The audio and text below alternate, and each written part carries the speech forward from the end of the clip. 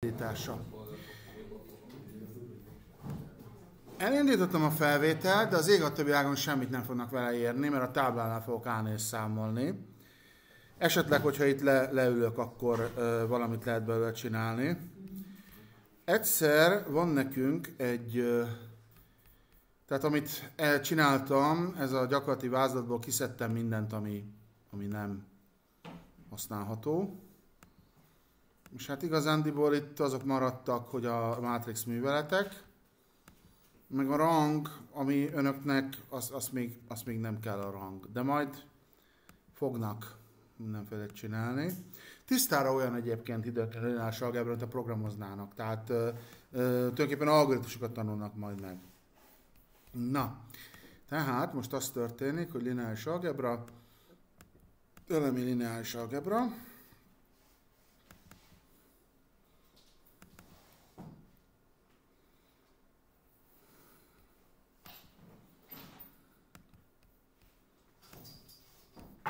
Na nézzük. Oké.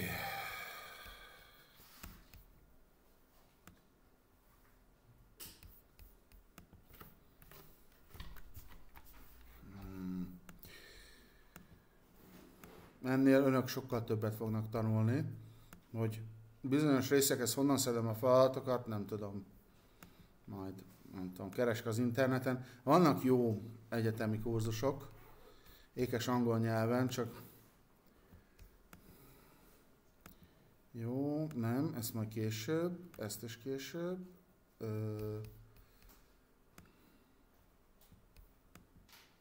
Mátrixok determinánsáról sincsen szó. Nem, majd azzal lesz had. Nem harap, de... Jó. Nem, ez majd a... Jó.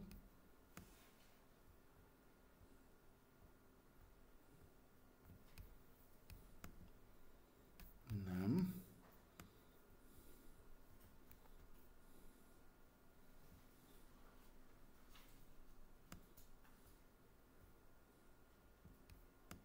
Mátrixok. Igen.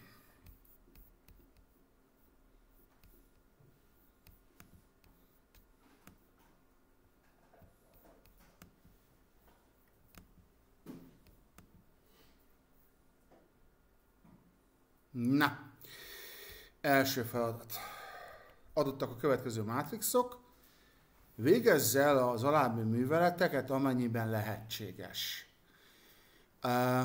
Igazándiból én így nem szivatok embereket, de jóindulatú csipkelődések lesznek az EH-ban.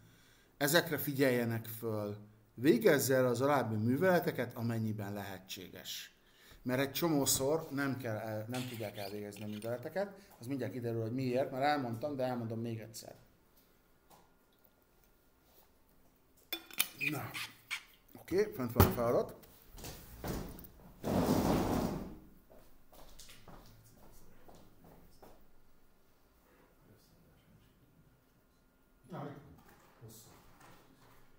Jó, ezt letörölhetem.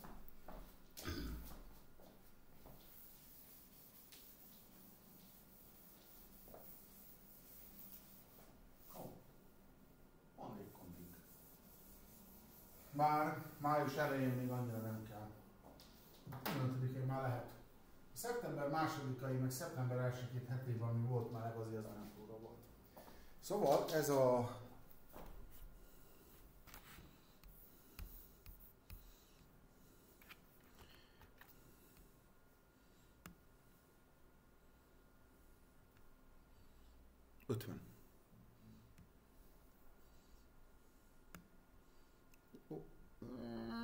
Itt van.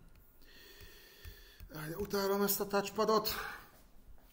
Szóval ez az 50. oldalon az első feladat. Adottak a következő mátrixok. Nézzük csak meg. Van A mátrix, az ugye 3x2-es, van egy másik 3x2-es, van egy 2x3-as, meg van egy 3x3-as. Tehát végezz el az alábbi műveleteket, amennyiben lehetséges. nézzük.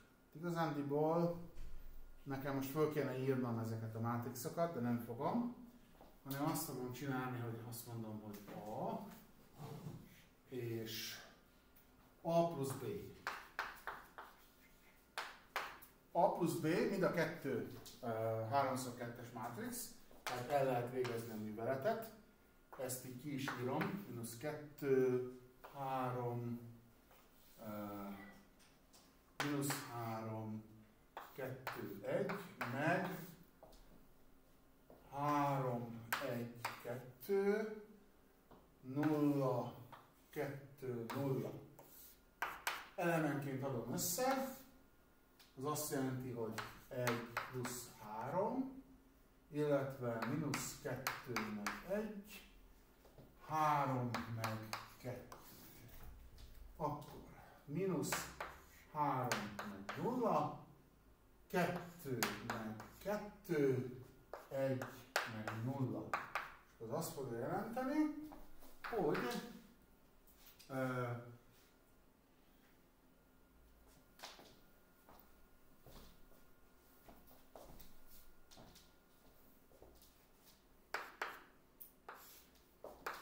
4, -1, 5, elnézést.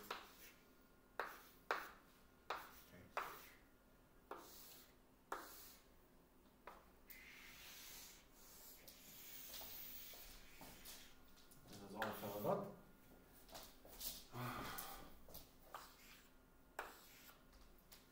Ez oké, tehát ez rendben van. Jó, nézzük. B plusz C. Pontosan.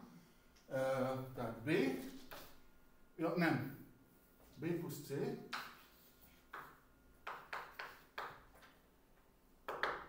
a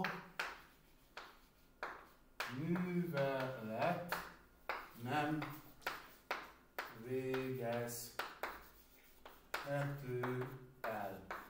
Ezt dolgozatban így írják ki, tehát hogy tudjam, hogy nem lusták voltak, hanem hogy tudják, hogy ezt nem lehet megcsinálni. C plusz D.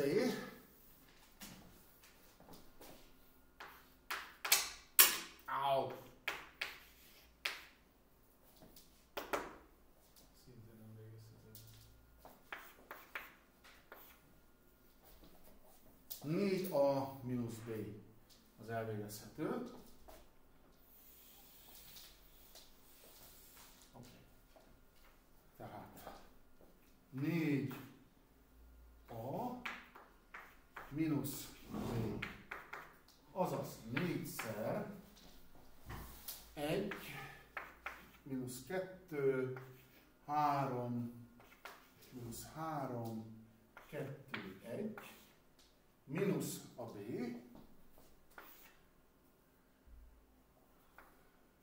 3, 1, 2, 0, 2, 0, azaz, mit csinálok? Azt csinálom, hogy először elvégzem a szorzást, tehát 4 mínusz 8, 12, mínusz 12, 8 és 4, és akkor ebből levonom a 3, 1, 2, 0, 2, 0-át. Jó, hosszú a dolog.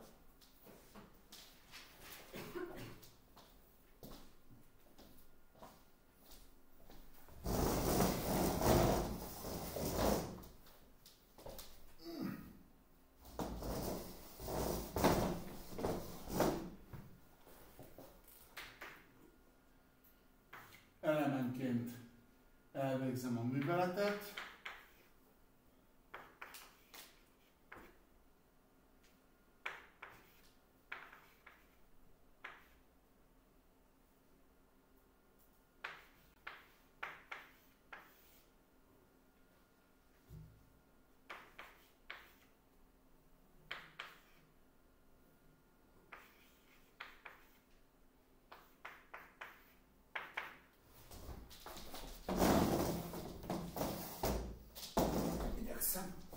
Minden nagyobb feladatot itt akarni. Csak viccelek.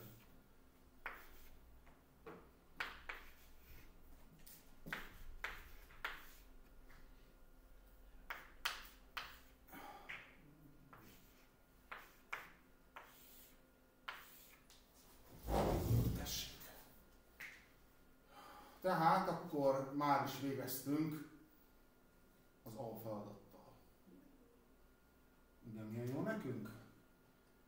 Hát még van B, meg van C.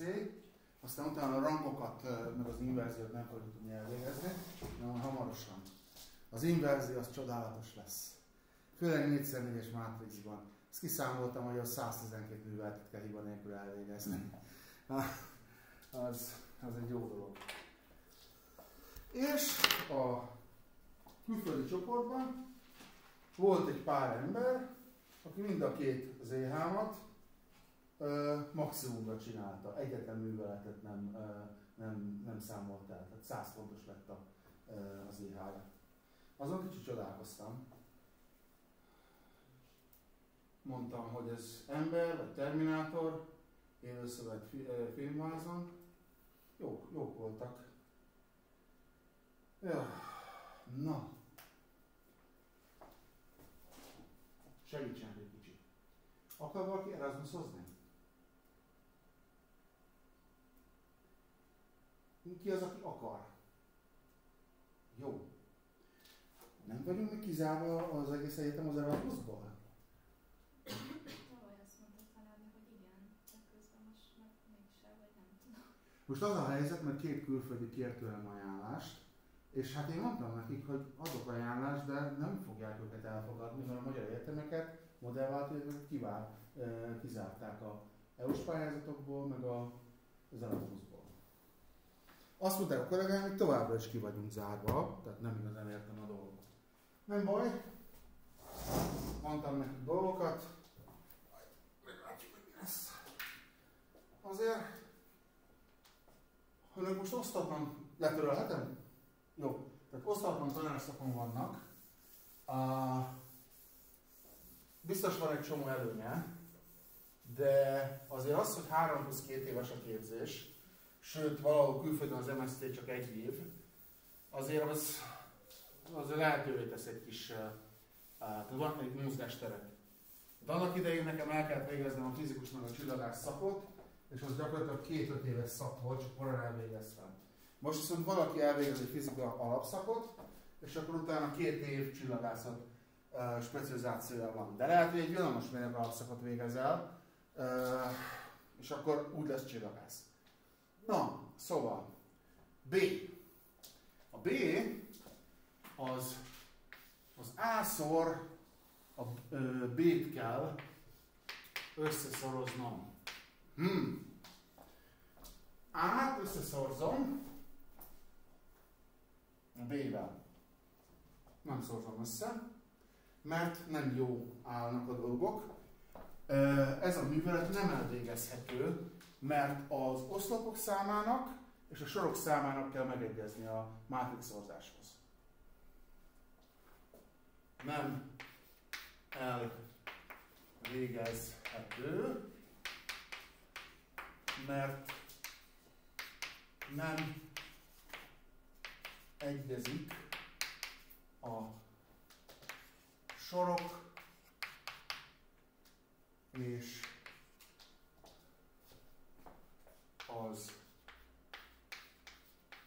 oszlopok száma az A és B mátrixban. Ebben tudni fogják, hogy miről van szó, igaz? Oké. Következő A-szor C. Na, az már jó. Tehát az A-szor C az úgy néz ki, hogy van egy 3x2-es mátrix, azt egy 2x3-assal szorzom össze. Tehát A 1, -2, 3, -3, 2, 1. Ez egyébként az egyik ZH feladat. Tehát biztosan lesz olyan, hogy vektorokkal, amit múltkor csináltunk, hogy vektorokkal műveletek, meg így mátrixokkal műveletek, és ilyen sok. Tehát lesz ilyen. És akkor a C az 1, 2, 5, -1, 1. Na, nézzük ezt a dolgot. Tehát akkor a B-t meg a C-t szorozzuk össze. Oké, az úgy fog kinézni, hogy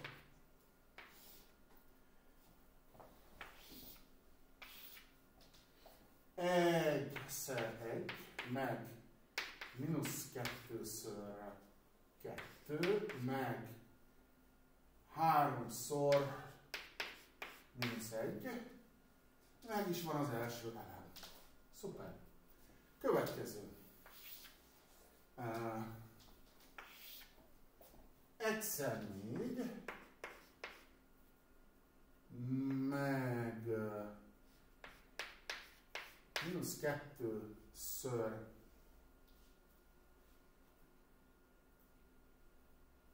mínusz 2-ször 5, meg 3-szor 1. Jó, nincs tovább. Itt a vége, az oszlop vége, tovább mászni nem érdemes. Mínusz 3-szor 1, tehát ez meg ez, illetve 2-ször 2, meg egyszer mínusz 1. Jó. Oké.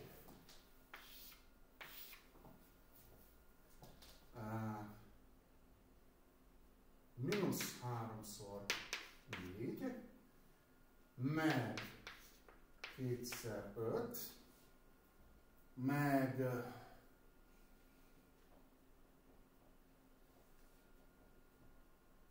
egyszer 1. Jó, összegzem, elég kicsi lesz belőle. 1 mínusz 4 az mínusz 3, meg mínusz 3 az mínusz 6. 4 mínusz 10 az mínusz 6, mínusz 3, vagy plusz 3 az mínusz 3. Mínusz 3 meg 4 az plusz 1, mínusz 1 az 0, és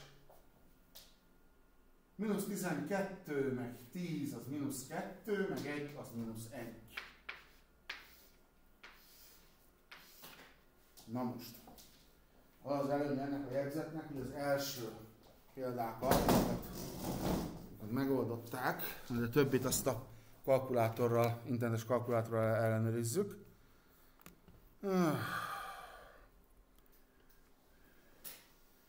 Emlékeznek a megoldásokra? Megnéznék az összeadást, hogy stimmel-e? Elrontottam-e? Illetve itt van a tábla fényképeim is, meg tudnám nézni. Jó? És a második is? Az is. Jó, akkor ezt azért a műveleteket, ezeket a műveleteket aránylag egyszerű, meg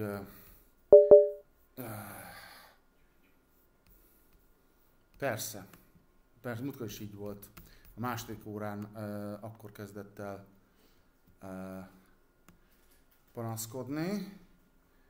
Jó, tehát itt vagyok az 50-esnél.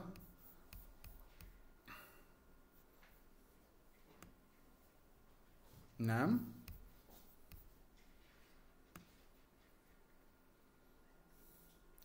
Nézzük csak, mínusz 6, mínusz 3, 0, mínusz 1-es stimmel.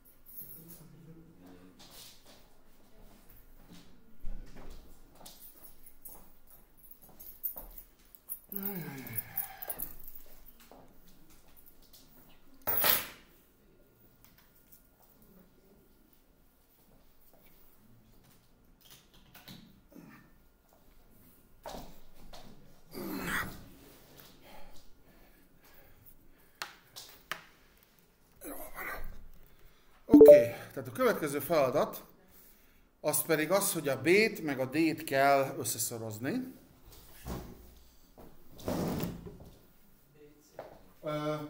Nem, a BC az megvolt. Azt most, várjunk. Most az AC. Ja, az AC volt. Akkor most BC. Na nézzük csak ezt a BC-t.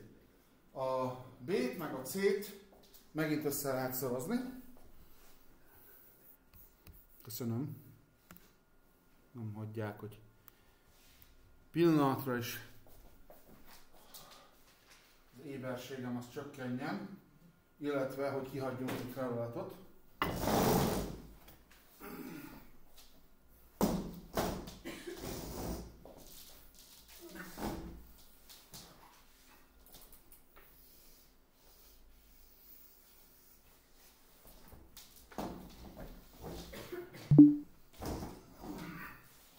Talán kifér. Tehát a B meg a C, tehát a B-t meg a C-t össze lehet szorozni.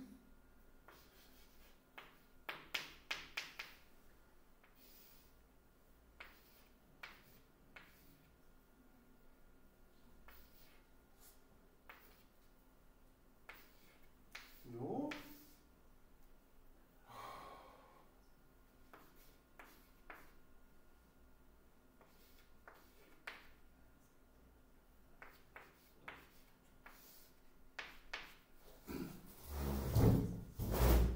Jó, akkor csináljuk.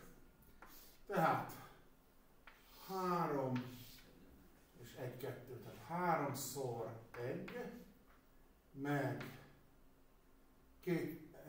egyszer 2, meg kétszer -1, akkor ez megvan. 3-szor 4, meg egyszer 5, meg kétszer 1. Jó? Az... Oké. 0-szor bla bla bla, akármi, ezt nyugodtan kiadhatná. Jó, oké, mindegy. 0-szor 1, meg kétszer 2, meg 0-szor -1.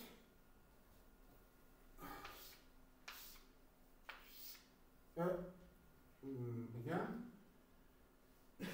0-szor 4, meg kétszer 5, meg 0-szor 1.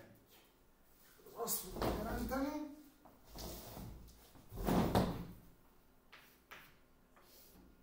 hogy 3 meg 2 az 5, -2 az 3, 12 meg 5 az 17, meg 2 az 19, hú, érdekes számok, azok 4, és azok 10. Jó.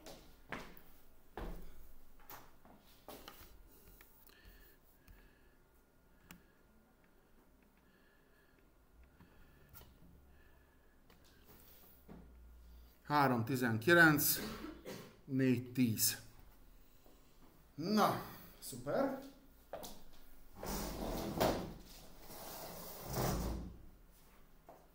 Szóval, akkor a B-t meg a C-t azt össze tudtok szorozni. És akkor a következő feladat, amit már megoldásból nézek ki, az a B-nek meg a D-nek az összeszorozása.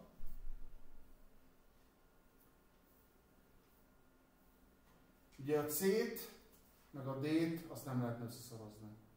Várjunk, van ilyen esetleg, hogy beugratos kérdés?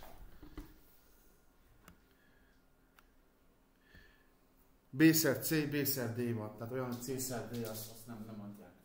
Jó, tehát akkor a B-szer D. Le tudták írni? Oké. Jöjj, betűimet. Ez persze irónia.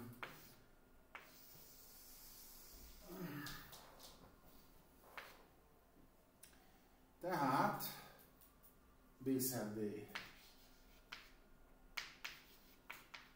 Az azt jelenti, hogy mi is a B?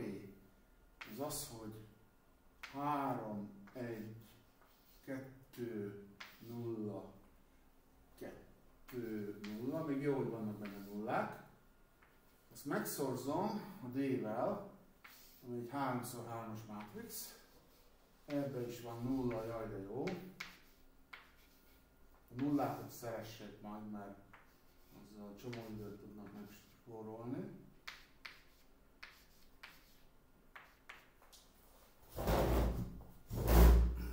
Na nézzük. Ajaj.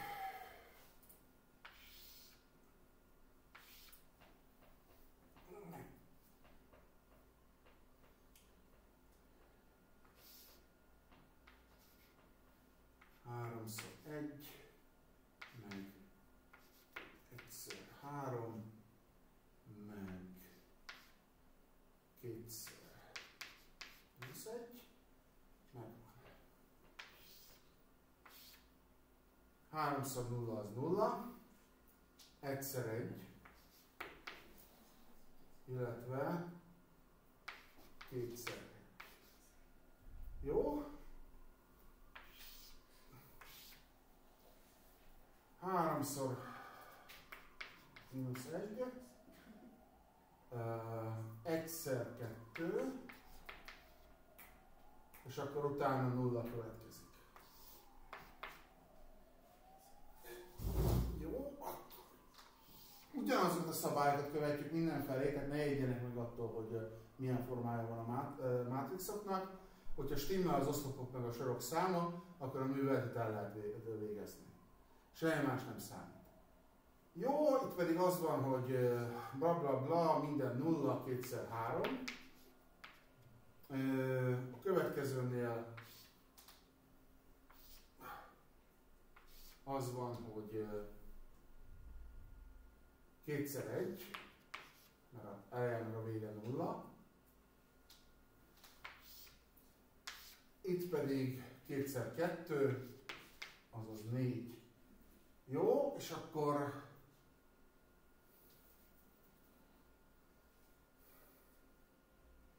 ezt most hova írjam?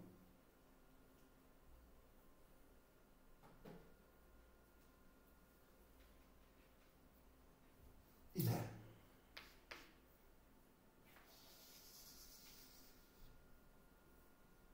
Ez 3, 6, 4. 3, mínusz 3, 2, mínusz 1, 6, 2, 4. Azt szerepel, hogy 4, 3, mínusz 1, 6, 2, 4. Hogy ez jó-e vagy... Hopp, hopp, hopp, hopp, hopp. Milyen világít vörösen, amikor bedugtam?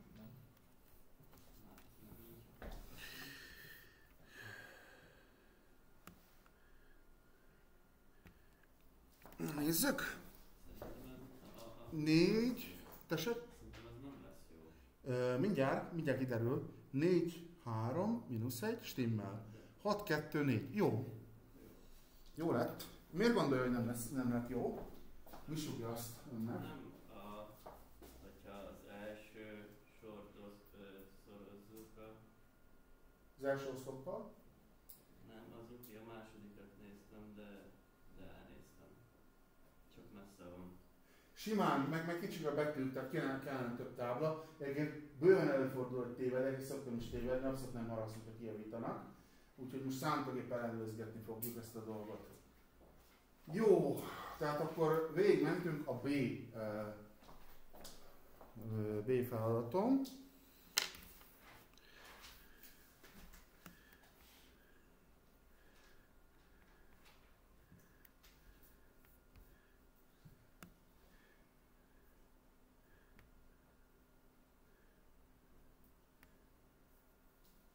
És aki azt gondolja, hogy megkönnyebbülhet, az nagyon rosszul teszi. Mert most jön a transzponálás. Nem egy vészes dolog, tehát csak annyi, hogy több feladatuk lesz.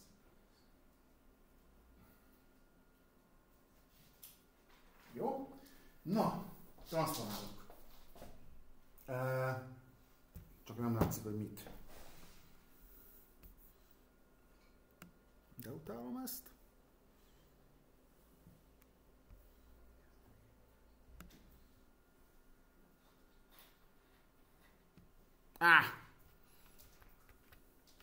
Ugye ráadásul a billentyűzetem egy része az halott. Végre talán lesz időm majd áttelepülni a másik gépre, amit kaptam. Jó, tehát itt transponálunk, nem lesz annyira vészes a dolog. Nem kell félni, fájni fog. Ugye letörölhetem. Később már elkezdtem, szóval.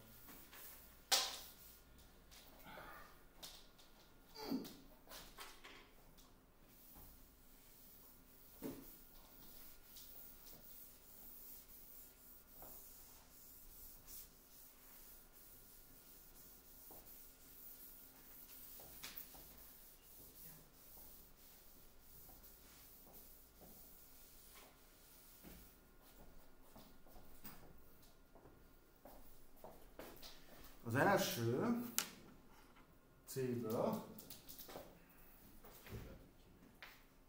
az az A transponáltja. Mit jelent a transponált? Tükrözést a főállóra.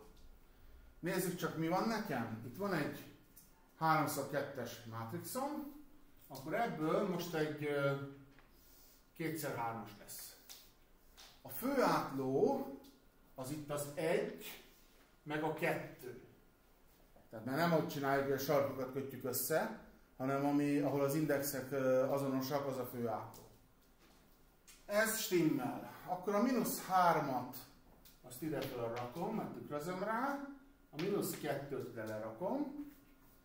Mi lesz a többivel? A 3-as az lekerül ide, az 1-es meg ide.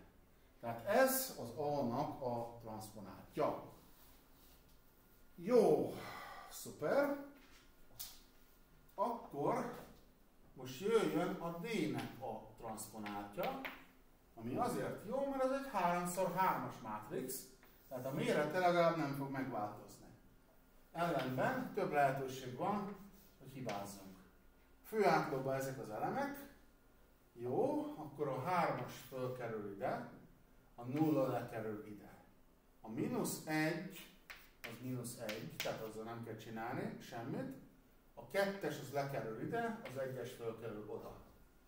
Jó, mi volt itt? Tehát akkor úgy néz ki, hogy 1, 3, -1, 0, 1, -1, jó, akkor a 2, 1, ezt is megcseréltem. Tehát ez a transponáltja. Na nézzük csak, van még egy olyan, hogy összeszorozom az A-t, meg a B-t.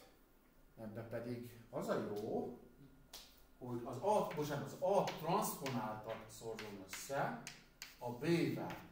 Ugye az A-t meg a B-t nem lehet összeszorozni, ellenben az A transponáltját, ami 1, -3, -2, 2, 3, 1, azt a B-vel össze tudom szorozni, ami 3, 1, 2, illetve 0, 2, 0. Jó, csinálunk tovább. Szuper. Az mit jelent?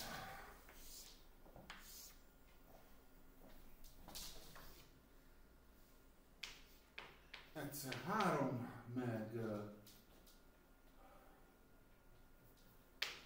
-2x1, meg 3x2.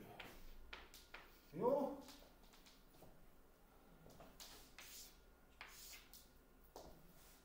-3x3, meg 2x1, meg 1x2. Szuper. Oké, következő.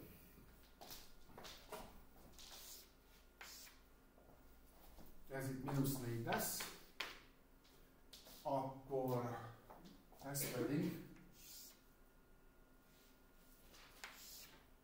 4 lesz. Azért csinálom így, ilyen határozottan, mert a 0 van itt az elején meg a végén, és azok eltűnnek. Jó, és a végső csapás 3, mínusz 2 az 1, meg 6 az 7. 9 meg 2 az mínusz 9, meg 2 az mínusz 7. Bocsánat. Igen, mit mondottam el?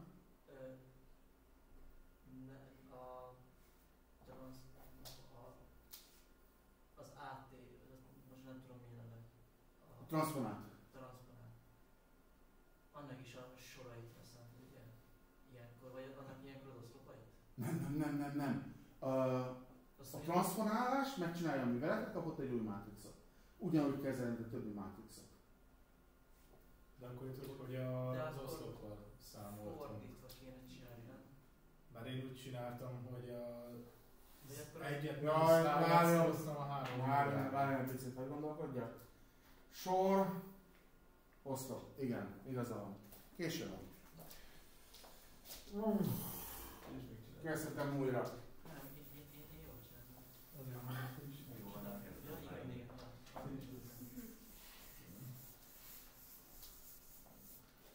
Most megjöttem, rosszul csinálom. Nem. Na nézzük, tehát 1, mínusz 3, mínusz 2, 2, 3, 1. És ez kell a B-vel, ami 3-szor, egyszer, kétszer van a dolog, és akkor 0 és 2. Tehát a sort az oszloppal. Igen, köszönöm. Ez eléggé durva hiba egyébként, na mindegy. Tehát egyszer 3 az 3. Egyszer 1 az 1. Mínusz 6.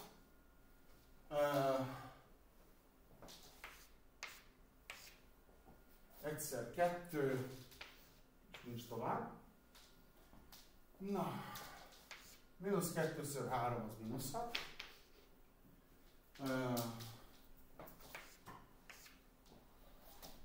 Mínusz 2-ször 1 az mínusz 2, és ahhoz jön a 2x2 az a 4. És akkor jön a... Nem, ez még nem jön, hanem ez jön. A mínusz 2-ször 2 az mínusz 4.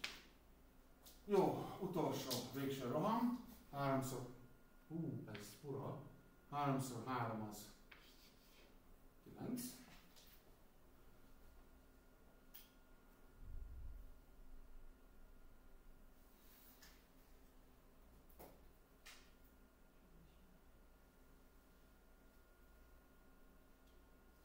Jó.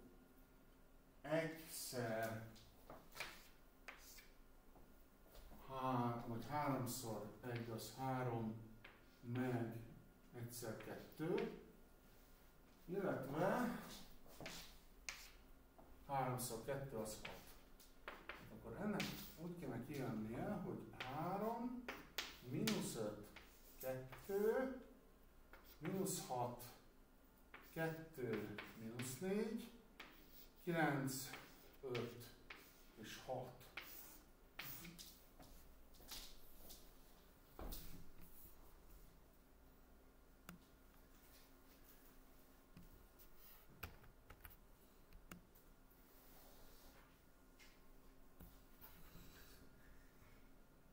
Nagyon nem jó. Ez az előző feladat rész. Ja, igaz, köszönöm. Ez meg már egy másik izé.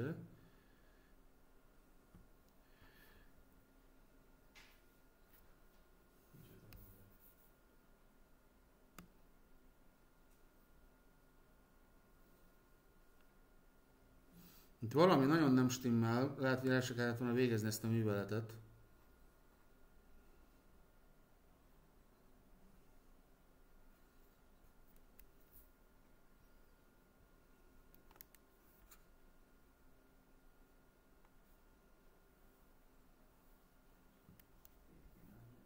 Nincs ott a megoldás.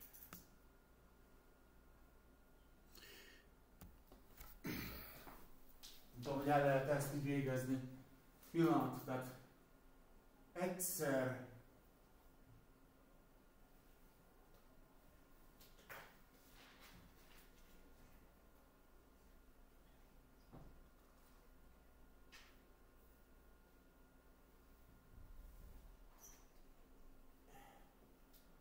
egyszer 3. Jó. 3-szor.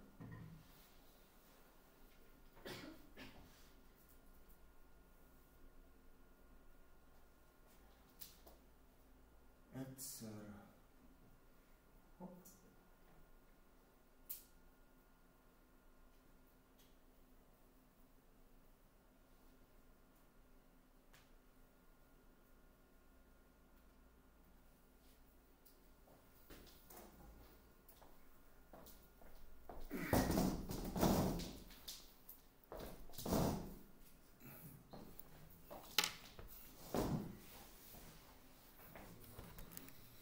Gyanús ez a dolog. Nagyon gyanús.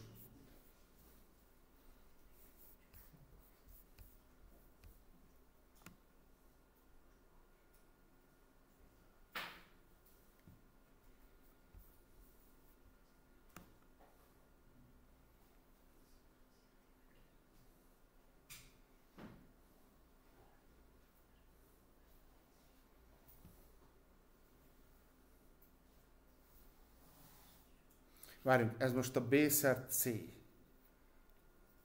Nem. A transponált szor B. Igen. Igen.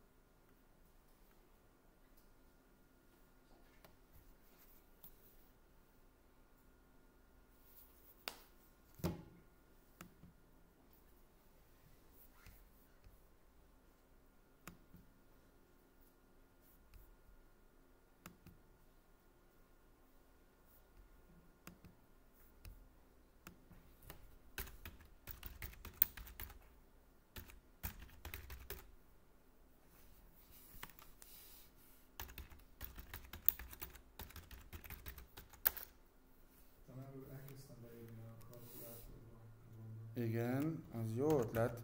Egyáltalán engedi ezt a dolgot? Igen, elég jó is. Van olyan, amit átállamásuk.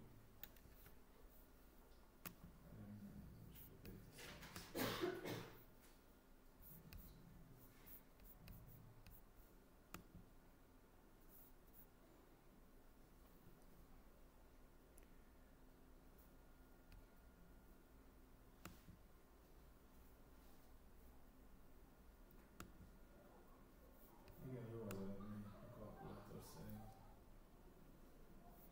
Pillanat.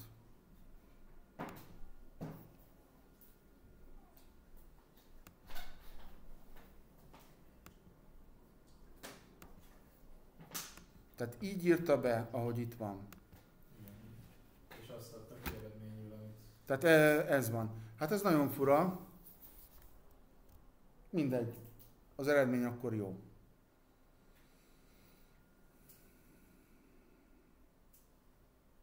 Érdekes. Az érdekes, hogy követve a definíciót gyakorlatilag megnöveltük a mátrixnak az értékét. Ezért beszéltem arról, hogy a hatványozás az csak a négyzetszámokra van, mert hogy mi lesz a mátrixnak a mérete, azt a jó ég tudja, amikor az ember elkezdi a műveletet. Jó, lehet sejteni. Most egy kicsit azért meglepődtem, mert nem erre számítottam, hanem más eredményre. Jó, a következő, a 2, az a mátrixnak a rangja, és utána van olyan, hogy inverzió, ami egy nagyon jó dolog, de most egyelőre determináns nélkül nem tudunk vele mit kezdeni.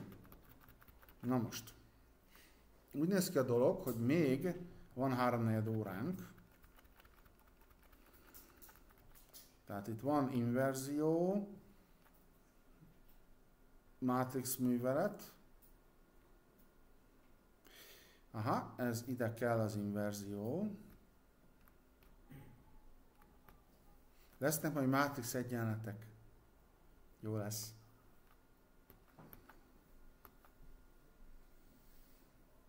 Jó. Ahhoz kell majd az inverzió.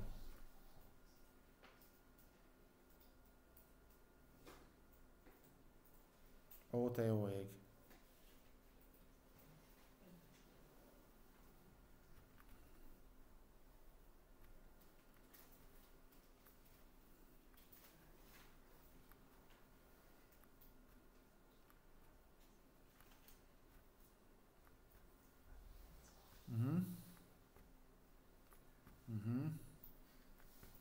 Jó, na.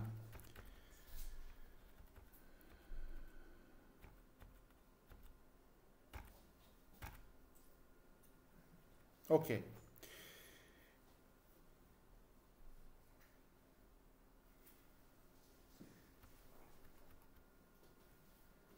Szuper. Folytassuk ezt, amit csináltunk. Elvégre ez egy gyakorlat. Gyakoroljunk.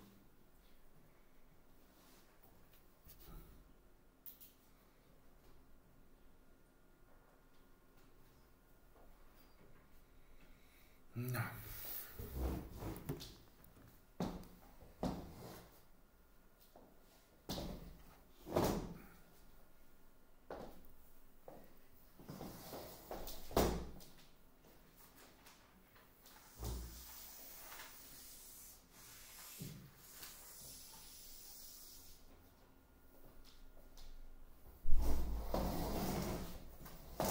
Ez a,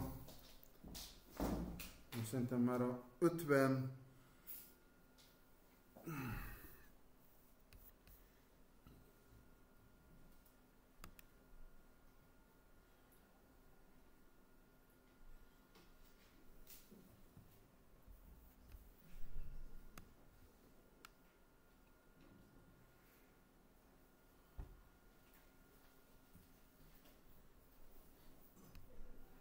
igen. Lehetséges, hogy az összeállások közül egyik sem végezhet. Simán. És akkor egészen gyorsan végzünk. Nézzük csak. A plusz B, B plusz C, C plusz D. Igen. És mi van az A-val? Az A mínusz B, az sem. Tehát itt ezek közül semmi nem elvégezhető. Ha ilyet kapnak ZH-ba, akkor időt fognak meg. Tehát ez az 52. oldalon a 2-es feladat, A pontja. És akkor itt úgy néz ki, hogy egyik művelet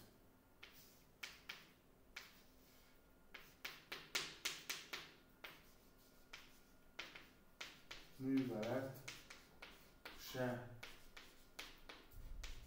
végezhető el.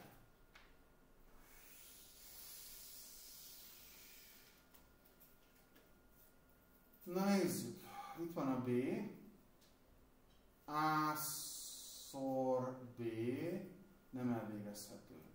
A-szor C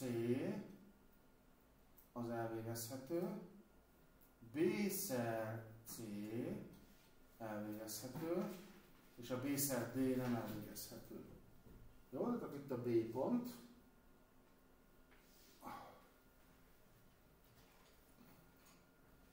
A-szor B,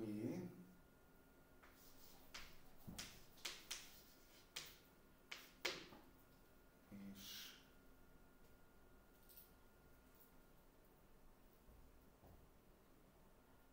B-szer D,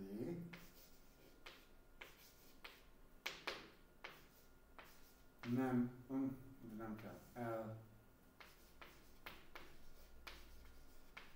végezhető a művelet.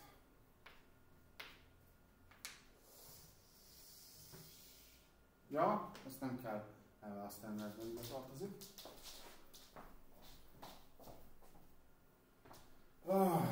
Ez a kréta.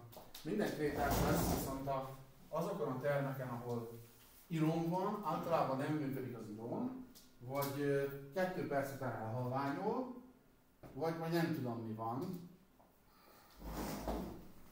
vagy permanent markerre kicserélik a diákok.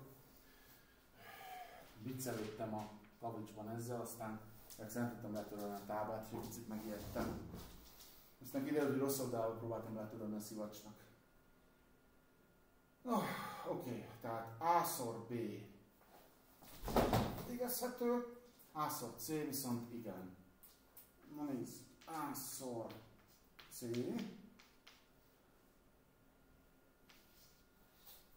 az azt fogja jelenteni, hogy -1, 0, 2, 0, 2, 1,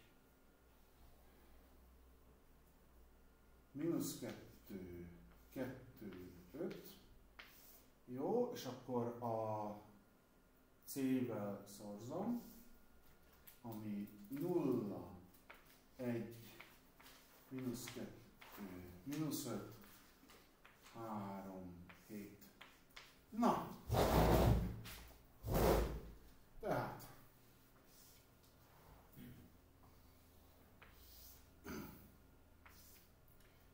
-1-szer 0, az 0, 0-szor -2 az 0, 2-szer 3 az 6. -1-szer 1 az -1, 0-szor -5 az 0, 2-szer 7 az 14. Jó, ez itt megvan.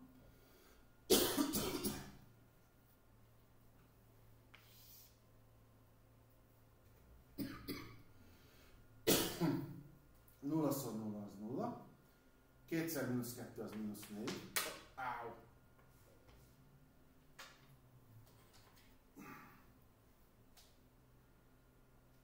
Egyszer -5, az mínusz. Ja nem, bocsánat, nem. 0-szor 0 az 0, 2-szer -2 az -4, és 1-szer 3 az 3. Jó.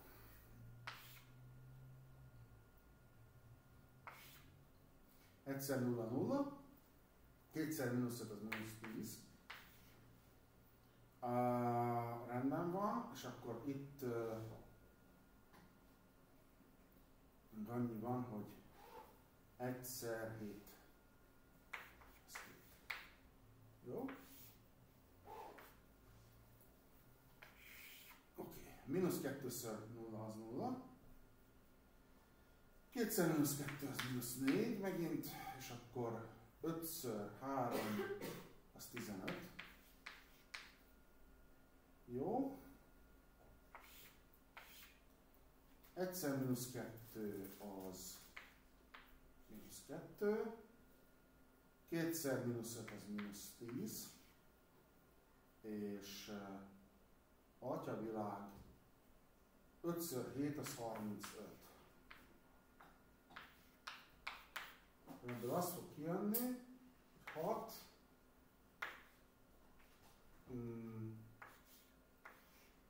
13,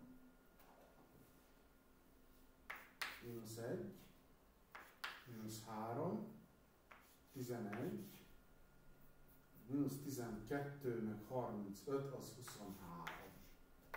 Na, ez aztán egy... Áu!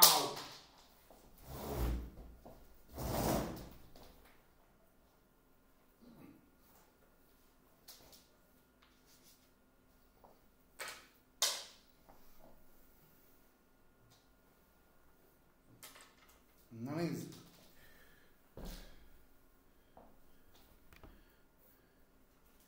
Van itt megoldás?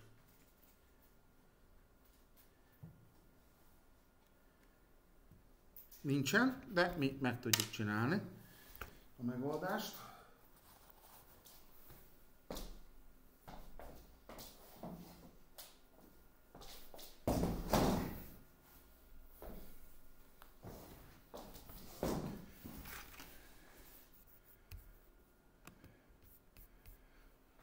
Mi is ez? Ez egy 3x3-as, illetve egy 2x3-as. Önöknek mi jött ki? Ami a táblán van, meg én a BC-t megcsináltam, csak most a D-t akartam csinálni. Csak pont látott a tanár, úgyhogy ezt mondom. Jó. Ez jó, ami a táblán van? Igen. Szuper. Mi lenne akkor, hogyha hogy kicsit pihennék és fölírná a B-szercét, igen.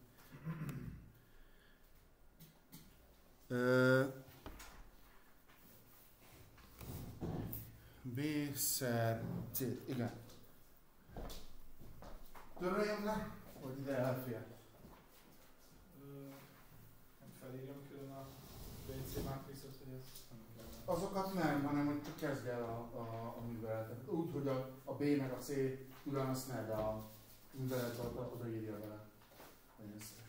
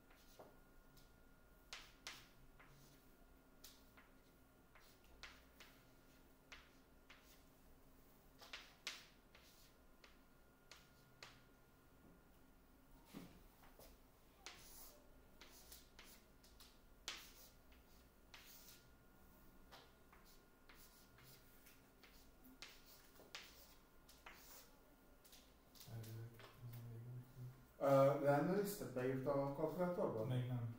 Jó, írjuk be, és akkor meglátjuk.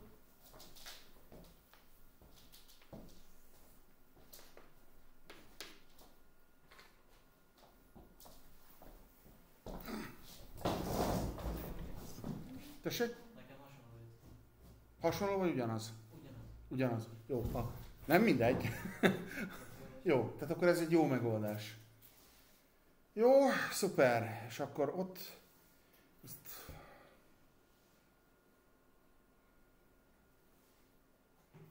Jó? Na, ezt akkor lekapom.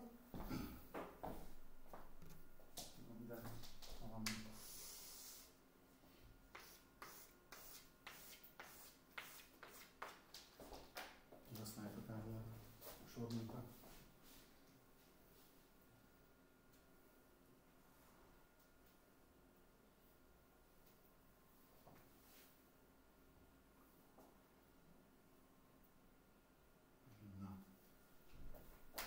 Ezt köszönöm szépen, és akkor itt az 52C lesz.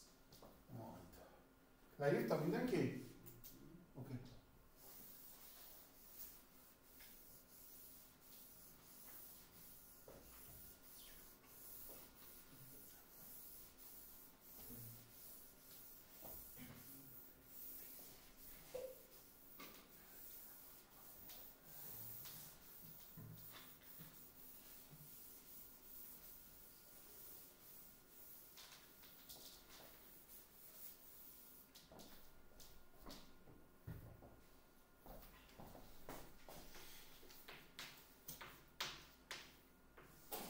Jó, és akkor nézzük. Az A-nak a transzponáltja kellene. Az egyszerű. -1-jel indul, utána 2, 5. Jó.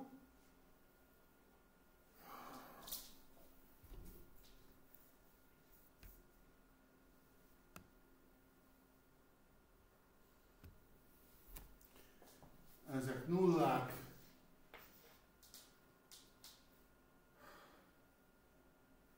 A 2-ből és a -2 helyet cserélnek, és az 1-es meg a 2-es helyet cserélnek.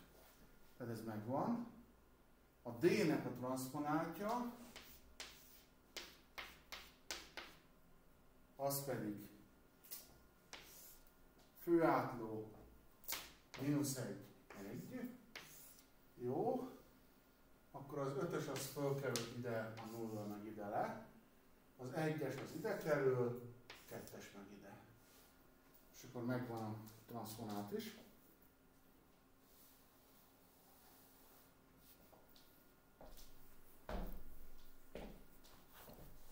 És ezt nem ellenőrizzük, mert talán nem mondtam el. Na nézzük.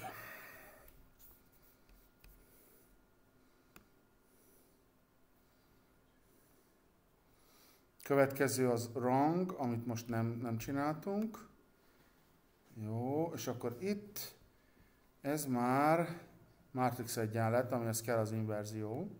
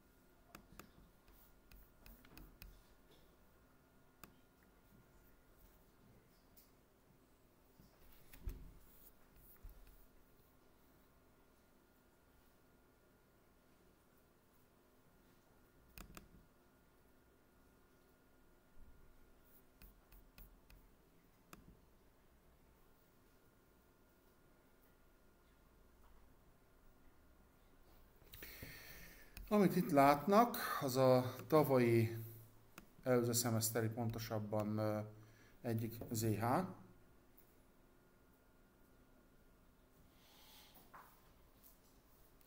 ezek közül, most még van fél óránk, ha jól számolom, 25 perc, ha megoldjuk azt, amit meg lehet oldani. Utána átmegyünk a másikra, és abból is, másik színára, és abból is. Most kifogytunk azokból a feladatokból, ami ilyen mátrixos, mert mindegyikhez kell az inverzió. Jaj, ezt nem írtam le. Nem fényképeztem le.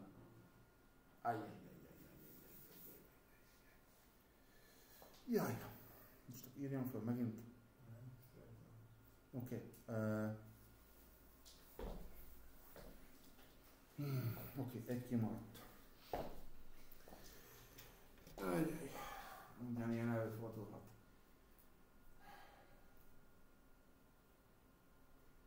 Jó. Tehát, elmigráns algebra első zárt dolgozat, itt voltak ezek a vektorok. Ez ugye az előzőre megyünk vissza. Tehát az a...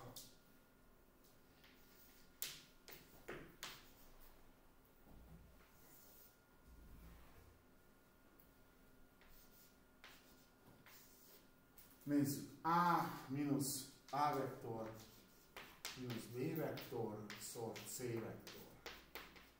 A vektor mínusz B vektor. Ezeket úgy gyűröm, ahogy akarom, tehát úgy írom. Ez vektorokról van szó. Mínusz B vektor. Ez 0, mínusz 3, 1. Megszorzom a C vektorral, ami jó, és akkor ez hogy néz ki? Úgy néz ki, hogy mínusz 2-ből 0, az mínusz 2, 0-ból mínusz 3, az plusz 3, mínusz 1-ből 1, az mínusz 2, akkor ezt beszorzom a 2, 1, 1-jel, ami úgy néz ki, hogy mínusz 4, meg 3, mínusz 2, ami mínusz 5, vagy bocsánat, mínusz 1, mínusz 2, levonom belőle, az mínusz 3.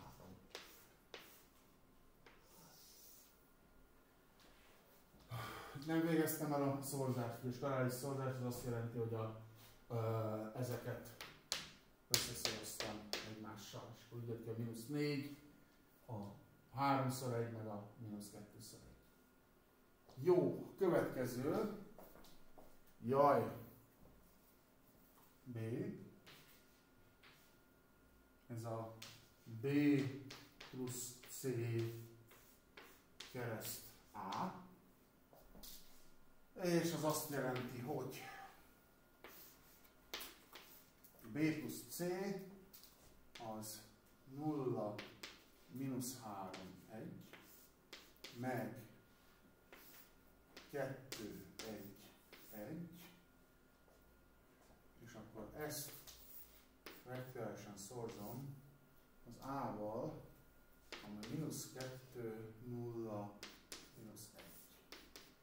Jó, és akkor az a következőt jelenti, 2, mínusz 2, meg 2, ezt szorzom össze, a mínusz 2, 0, mínusz 1-jel, amiből ki lehetne emelni a 2-t, de most nem fogom. Na, első. Úgy néz ki a vektorális szorzás, hogy első koordináta az első vektor második koordinátáját, vagy második komponensét összeszorzom a második vektornak a harmadik komponensével, és kivonom belőle az első vektor harmadik komponensét megszorozva a második vektor második komponensével. Jó? Izén vagyunk, tehát Ez most a Lévi-Civita szimbólum. Emlékeznek a Lévi-Civita szimbólumra. Tehát megyek a permutációkkal. Második komponens, akkor az úgy néz ki a permutáció, hogy 2, 3, 1. Tehát a harmadik komponensét az első vektornak megszorzom az első komponensét a második vektornak. A 2, 3, 1, másik oldalon pedig úgy néz ki, hogy a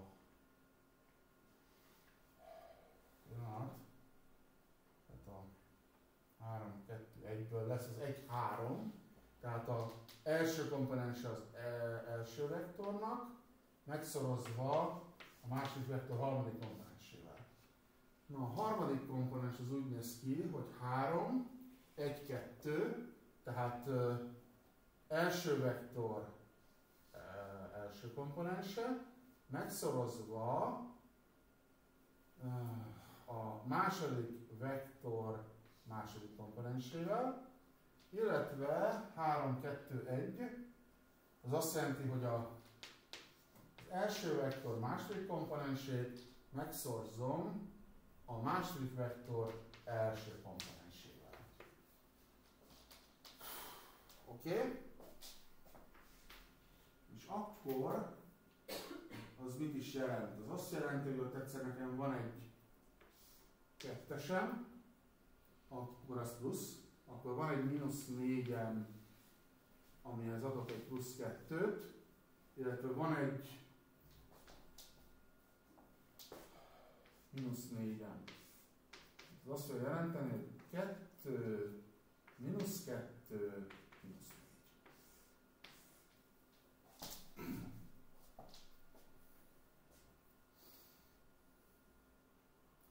Kalkulátorral ki tudjuk ezt számolni? Ez egy olyan dolog, amit előszeretettel rontok el.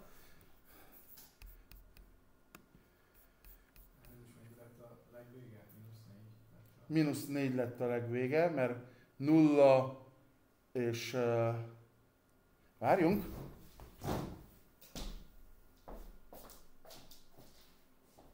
Három, 2, 1, tehát a 2, igen, ez -2-ször -2, az +4, és akkor az -4 lesz.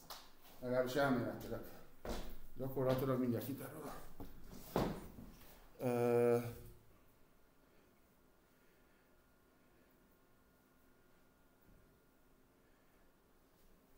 Haha, na.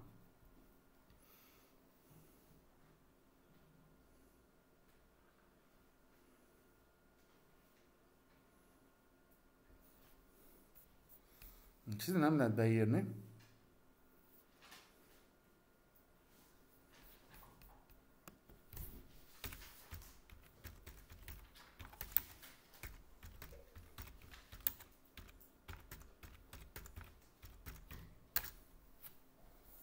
Cost product.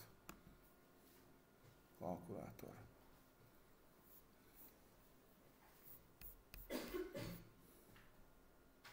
Hűha.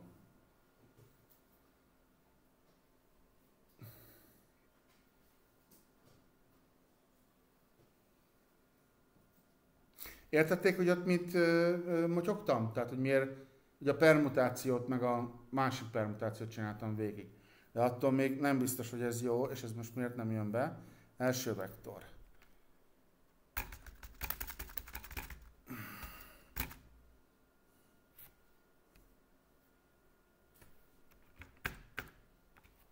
Jó, tehát az 2, -2, 2.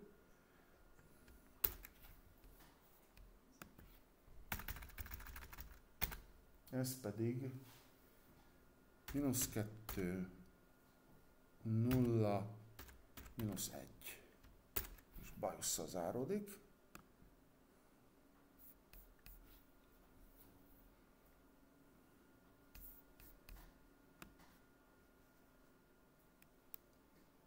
Tatá! Kijött. Szuper. Nagyon jó. Ezt el szoktam rontani. Úgyhogy erre lehet számítani.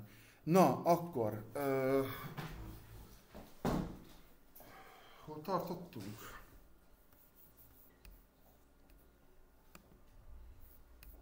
Oké. Na, most jön egy vegyes szorzat.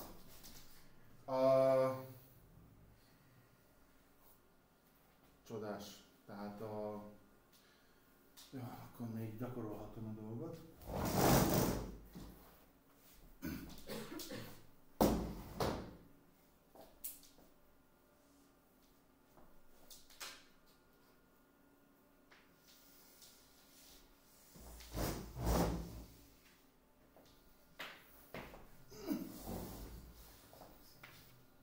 C. Ez egy vegyes szorzat. A, B, C.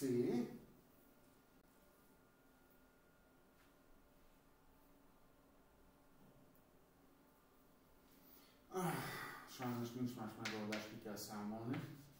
A kereszt B, illetve azt megszorzom a speciálisan C-vel. Ami úgy néz ki, hogy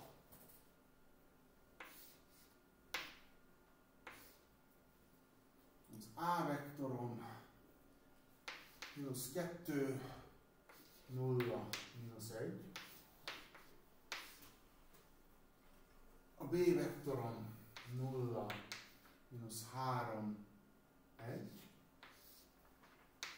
És akkor nem jól tudom, mi a C vektor, de azt most egyelőre nem írom ki. Pedig azért, hogy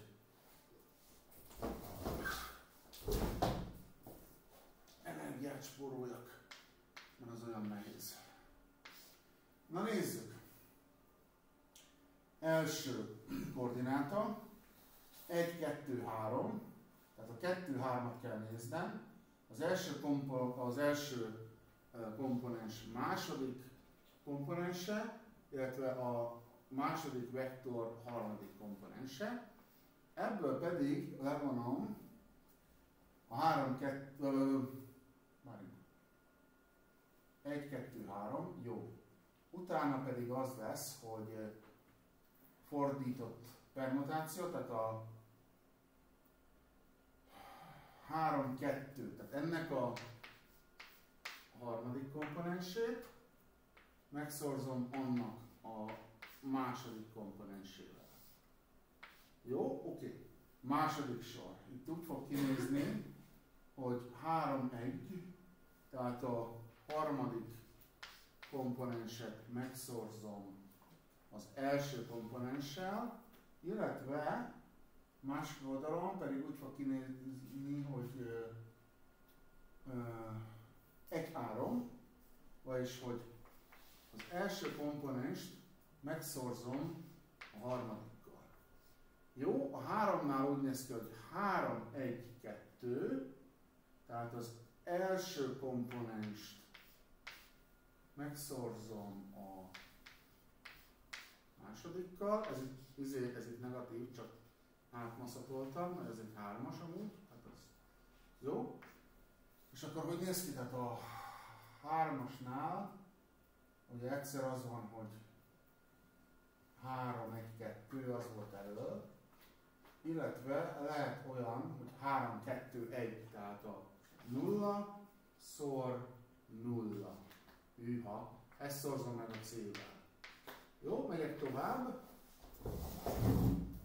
0 mínusz 3, 0 plusz 2, plusz 6. Oké. És ezt szorzom meg a C-vel, és a C az meg az, hogy 2, 1. Mielőtt tovább haladunk a vektorális skaláris szorzásnak a rögös útján, ezt leellenőrizzük. Ugye a Lévi-Civita szimbólumot azt motyogtam magam elé. Tehát ebből lehet megjegyezni. Érdekes, hogy ez most megy, a múltkor nem ment. Azt hittem, hogy múltkor frissebb voltam.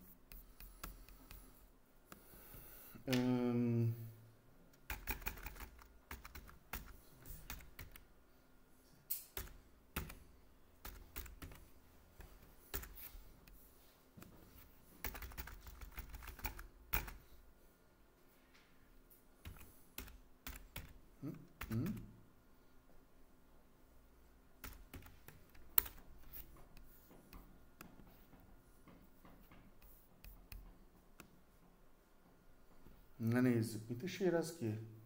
-3, +2, 6. Szuper!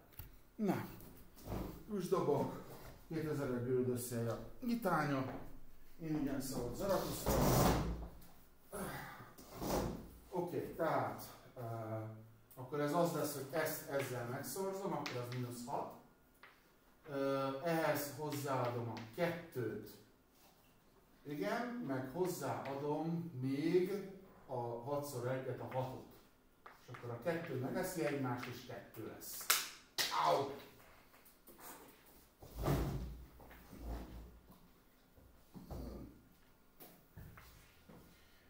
Na, szóval ez 2 lett. A vegyes szorzat.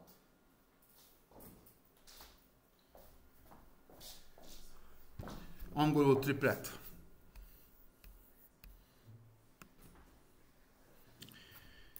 No, ugrunk az E-re. Mégpedig miért ugrunk az E-re? Mert a vegyes szorzat az ABC vektorok által kifeszített parallelepipedonnak a térfogata.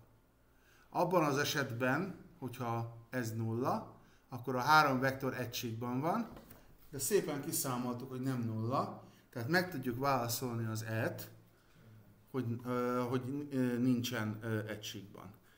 Ami egyébként jó alapvetően. Ilyenek majd az EH-ban lesznek, és ügyeljenek, hogy mit tudom én, valahol ki kell számolni azt, hogy A-szor B, mondjuk, hogy A cross B, és akkor valahol máshol megint fel lehet használni a részeredményt, tehát ezt ne számolják ki újra. Másfél óra nagyon kevés itt a lineáris algebra az EH-n. Az első az EH az belefért, a második, hát azt majd, most már szerintem, mennyi van? Van 7 perc. Az nem fog beleférni, de szóval az 3 óra lett. De véletlenül, tehát nem azért, mert szívet nem akartam, csak picit elszámoltam magamat.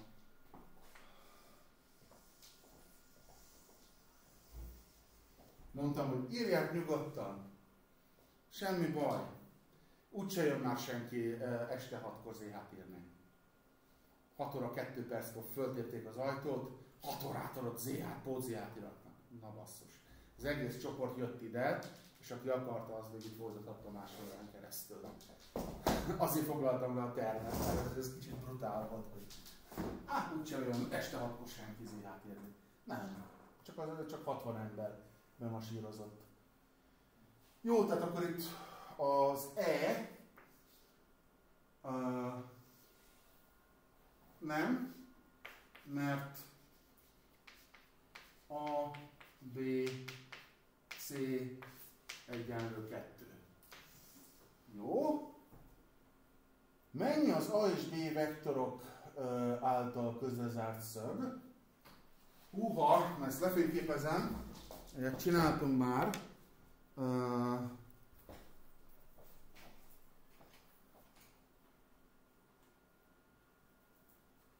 Közben az F-et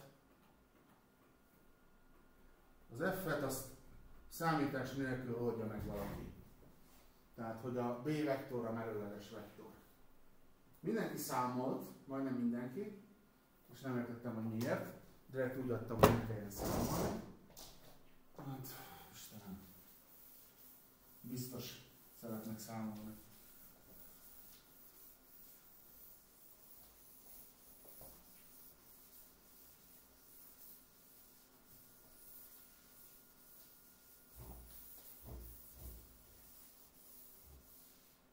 Na, szóval.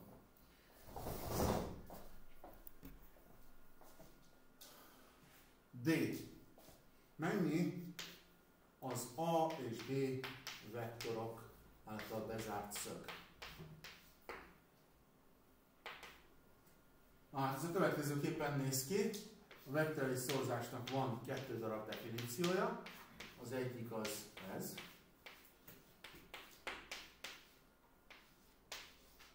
A másik pedig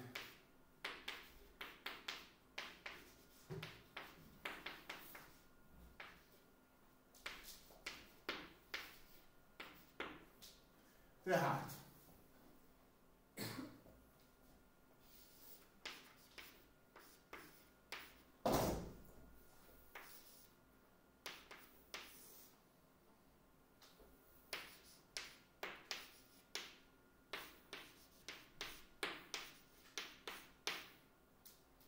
azaz.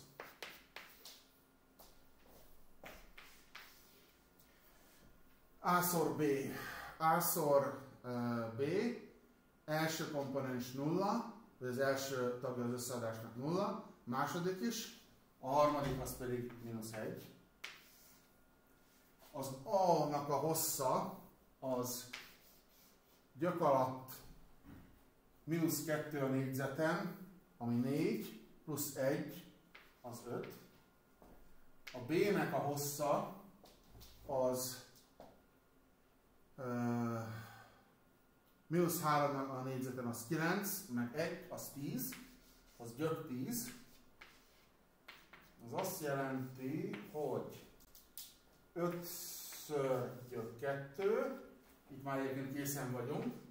Én viszont szeretem gyökteleníteni a nevezőt, tehát megszorzom nevezőt számlálat a gyök 2-vel, és akkor kijön ez.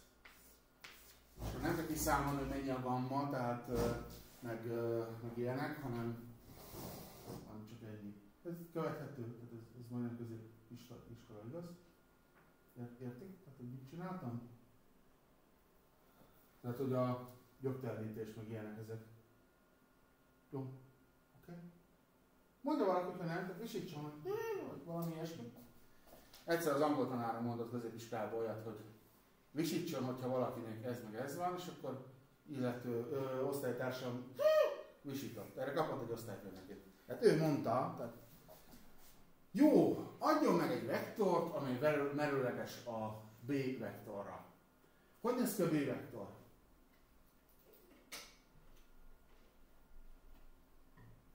El tudják képzelni a B vektort? X komponense 0, látják? Y komponense 3, Z komponense, ja, még mindig írják, akkor beszélnek.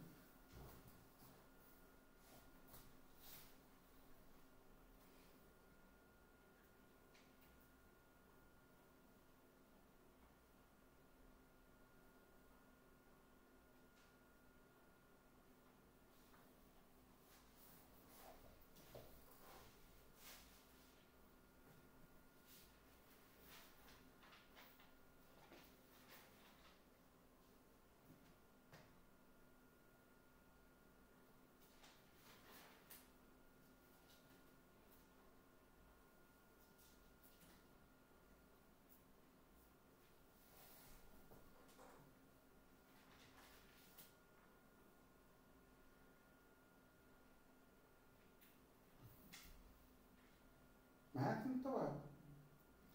Na, tehát kell egy merőleges vektor, 1 perc alatt meg lehet oldani a példát, ami merőleges a B vektorra.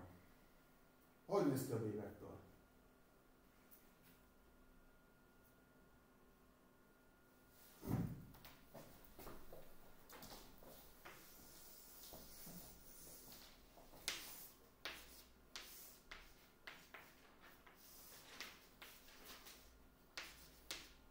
Tehát a B vektor az 0 az x-ben, y-ban -3, a z-ben 1. Magyarul ez a vektor, ez hol található?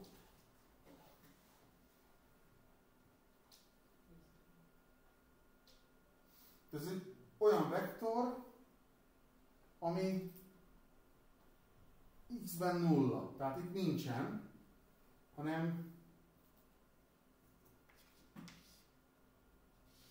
ez itt a B vektor. Ez a B vektor milyen síkban van?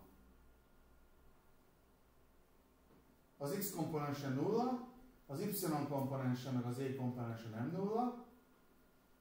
Milyen tengelyek által alkotott síkban van? Z és y, pontosan. Tehát itt van ebben az E és Y síkban. Mi merőleges erre? Elég sok minden. Melyik tengely? Az X. Tehát milyen vektor kell? Egy olyan, ami... Tessék? Az A, ha jól emlékszem, akkor az A és B vektornak az hozzátlan nullának. Ez így igaz. De most éppen fizikusként gondolkodik, fát vág. Így csinálta még mindenki, és ez jó megoldás volt. Tehát teljesen jó, amit csinál. De gondolkodjon. Tehát itt vannak a koordinátorrendszerek. Tehát itt van az X, itt van az Y, itt van az Z. Itt van, ebben a síkban van nekem az én vektorom, a B vektorom. Mi az, ami például, ami merőleges erre a síkra? Aminek az X értéke nem nulla, a többi meg nulla. Pontosan. Ennyit kell csinálni. Tehát egy B merőleges vektor, az egyszerűen pöröl, rengeteg van, az ez. Teljesen jó, amit mondott. Szorozzuk csak meg. B egyszer nulla, az nulla, mínusz 3-szor nulla, az nulla, plusz 0-szor 1, az nulla, az nulla. Tehát amit mondott, ez jó. Gyakorlatilag az embereknél a túlnyomó többsége fölírt egy egyenlet és megoldotta. De lehet gondolkodni is. Tehát úgy néz ki a dolog, legalábbis programozásban, hogy 5 perc gondolkodást 2 óra kemény munkával meg lehet spórolni. Tehát gondolkodjanak. Jó? És akkor itt ennyi tulajdonképpen. Ez például az egyik megoldás, de van még végtelen sok, bármit be tudnak ide írni. Adjon meg egy vektort, ami merőleges a B vektorra. Ennyi. 3 percet túléltem az időmet, köszönöm szépen. Remélem, hogy élvezték a mai órát. Aksejtjeik elpusztultak. Éjszaka regenerálódás. Köszönöm szépen.